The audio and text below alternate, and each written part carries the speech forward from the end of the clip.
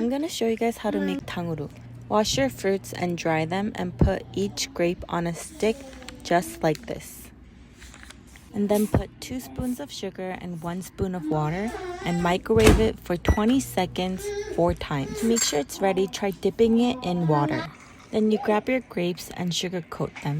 And you have to do it fast so the sugar doesn't harden. And there you have it, super easy Tanghulu.